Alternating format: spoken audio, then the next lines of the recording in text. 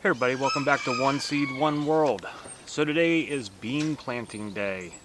The good old musical fruit, which is also the magical seed. I'm planting a lot of dried beans this year, and we're going to go over a couple of things about bush varieties and pole varieties and that sort of thing. I'm starting out with the bush varieties today, and what I am planting, I'm going to try to get in today, is pinto beans, Calypso beans, and an heirloom dried bean mix, soup mix, which includes painted pony, Hidatsa red Indian, yellow Indian woman, and Jacob's cattle. So, oh, and then for snap beans starting today, dragon's tongue, but I'll also do some general green beans or purple TP or something like that as well.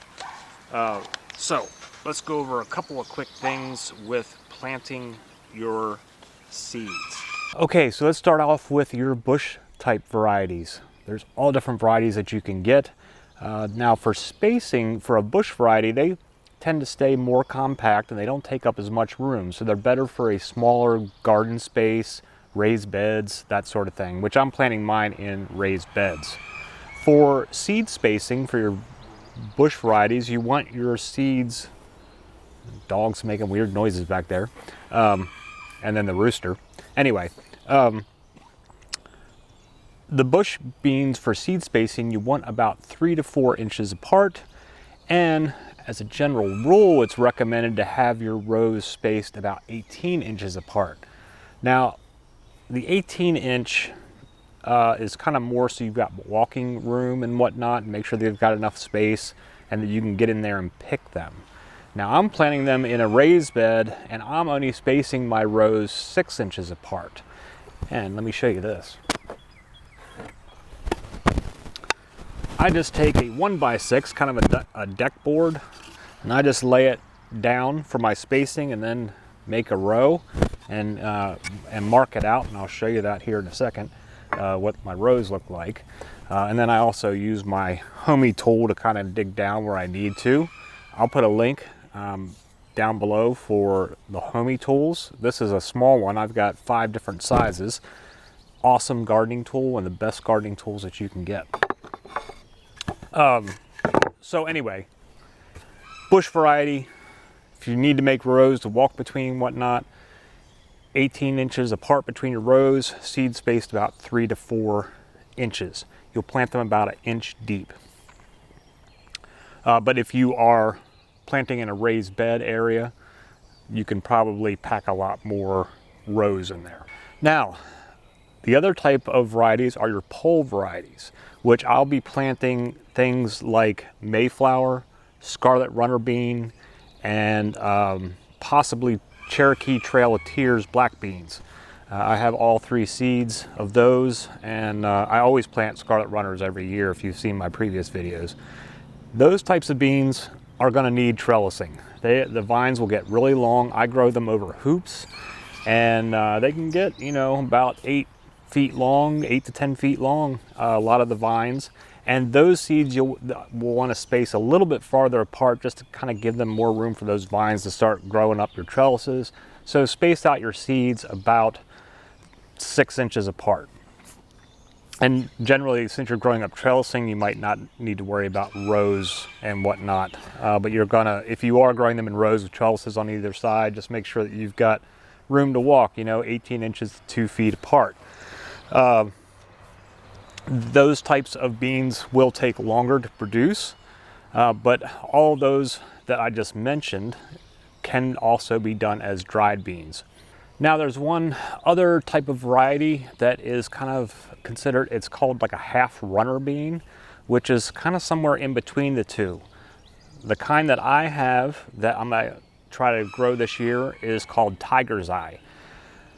With the half runner beans, they kind of grow like a bush variety, but then also will put off tendrils that can benefit from having some support. Otherwise they'll kind of sprawl all over the place. but you don't need like the real big supports. Like their vines aren't going to get like 8 to 10 feet long. They'll probably be more like 2 to 3 feet. So if you have like a small fencing or something to kind of help prop those types up, then do that wherever possible. So the type of bean that you are growing or that you want to grow, the different varieties, you'll want to base that off of the room that you have to grow, whether you just want to do all bush varieties, if you're going to do pole beans or the half runners, will really depend on what kind of space you have and if you've got trellising or want to deal with trellising and whatnot. So pick what works for your garden space. One other bean that I have that I'm going to try to grow this year is another bush variety, is Garbanzo beans or chickpeas. These take longer than your standard type of bean. They just take a little bit longer to grow, and they take up a little bit more room. So you might want to space those seeds closer to 4 to 6 inches apart, similar to like what you would do for a pole type variety. So you can kind of see how I have my rows marked out here. This is how I did this with the board. Just kind of spaced it, and then I just kind of do this to mark out where I want my line. And then you can start you can dig the whole row deep, or you can just mark out your spaces, approximately 3 inches or so apart. It doesn't have to be perfect. You could use different types of things to do this, to kind of measure it out perfectly depending on what you're doing.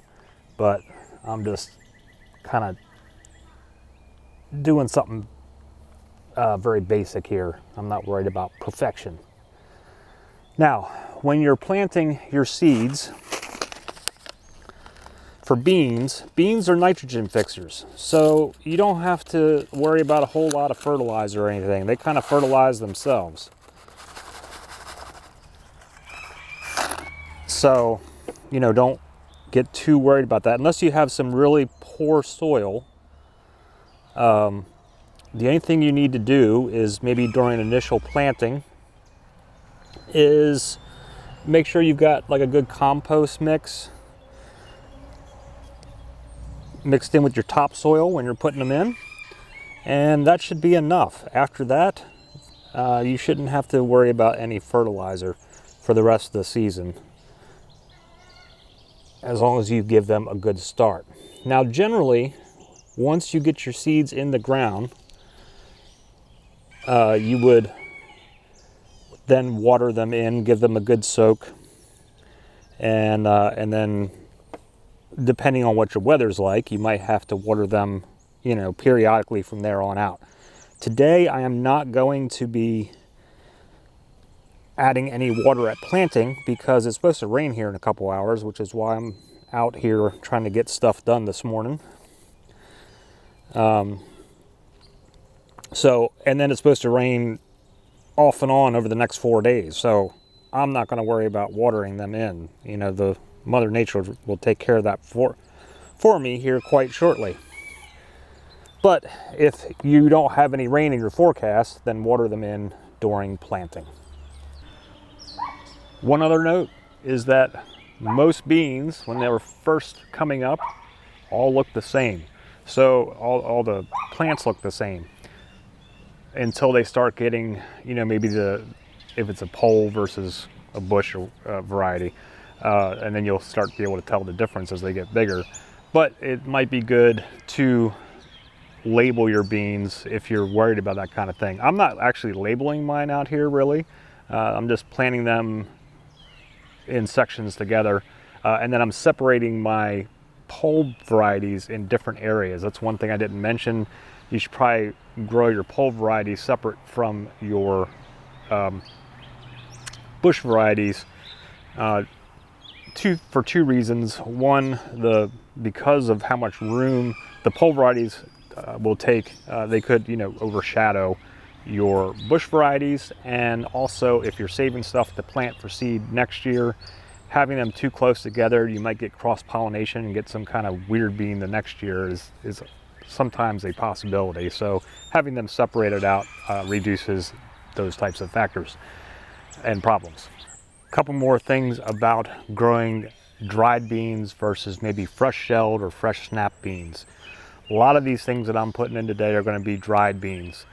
If you're growing dried beans, the great thing about them is that they take very little work. I mean, you'll have to do some weeding probably and some watering, but once you get them planted, you're not really going to be picking them throughout the season. They will stay on the vine until the pods dry out on the vine, and then you will pick them when they're all fully mature and dried. Basically, the way to test it is they'll have a rattle to them. That way you know that they are fully dry inside. Now, if you are running out of time at the end of your season, like frost is coming, or you're going to get a whole bunch of wet weather at the end of the season, and you don't have fully dried pods on your vines, then you can pick them early and dry them yourself inside. It takes about 2 to 3 weeks. You'll lay them out, like say on a tray or something, and keep them in a warm, dry place until they fully harden up. You don't want any squish to them if you are saving them for storage, for long-term storage. But basically, you know, you don't have to be picking throughout the year. Now, like your snap beans or your fresh shelled beans, those you'll want to keep picking. They'll keep producing the more that you pick them. But with a lot of the dried beans, you just leave them on the vine until they're all dried out and ready to go. The pods will turn brown or a dark color, and like I said, they will rattle. Leaving them on the vine until they are completely dry gives you the best nutrients. They'll form the best starches and whatnot in them, and will do better than if you pick them early and dry them yourself, especially for long-term storage. And then a last tip on storing dried beans: once you pick them all and get them all shelled, it's good to put them in the freezer for about 3 days. And that's just in case there's any like little buggies in there that maybe were missed, and it will kill off any of that type of thing and even extend your storage longer. After about 3 days, you can take them out, make sure they're all dry, and then just put them in a jar and put them on the shelf, and they will be good to use in your soups and chilies and whatever else, you know, refried beans, whatever, hummus, whatever you're making out of them for months to come. So, and even years, really, if they're stored properly, if they're in an airtight jar. So, growing beans is one of the easier things to start out with if you are a beginning gardener, especially if you don't want to mess with stuff too much, except for maybe making sure they're free of weeds. With dried beans, you don't have to do a whole lot of anything until the end of the season, when you just pick them all and shell them. Generally, in my cases here, I have had very little issue with problems in my beans, other than maybe sometimes when the seedlings first come up, sometimes birds like to eat the seedlings, or things like earwigs or roly-polies, your pill bugs, sometimes like to snip off tiny things, so keep an eye out for that. If you're worried about birds or squirrels getting in there digging them up, you can put like a screen covering over them. Let me show you. I got a few of these left over from an old chicken project, which is just hardware cloth on some 2x2s that are all screwed together, and I just lay this over top of the bed until the seedlings get bigger and stronger, where the birds aren't going to be messing with them. So just one idea: you can put some sort of screen makeshift thing over top of your bed to keep the birds and squirrels out, and it works really well. So that's it about beans. Put in your comments below on what kind of beans you're growing this year, or other types of varieties that maybe I should check out, and your experience with growing dried beans versus snap beans, or bush beans versus the pole varieties, or the, you know, half runner beans. Have you done any of those? Put them all in the comments below. Let me know. But whatever's going on in your neck of the woods this growing season of 2025, I hope it's working out fantastic for you, and that you're getting some great musical fruit this year. And we'll see you all again soon. Hope you're having a great day. Namaste. One seed, one world, just plant it and see. One seed.